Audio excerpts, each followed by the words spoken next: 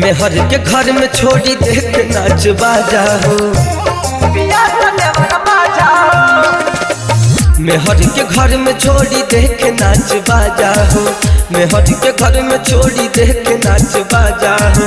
घोड़िए में डाल के पिया तो देवर माजा हो, घोड़िए में डाल के पिया तो देवर माजा हो।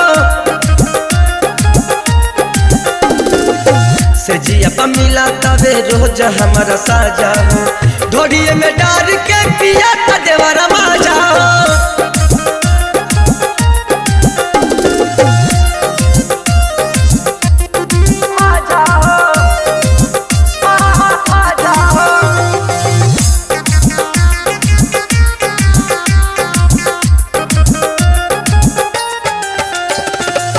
कैसे बताई दे बरू के कारण मिलल बकलोल सखी हमारो जनाना। छोड़िए पा उठवा सचावेला, अंदर के फीलिंग जगावेला। कहेला कि भौजी माला चाही हमारा ताजा हो, कहेला कि भौजी माला चाही हमारा ताजा हो। घोड़िए में डाल के पिया तो देवर माजा हो,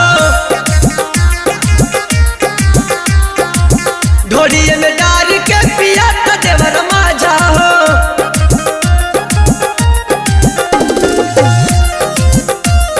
माजा हो, माजा हो।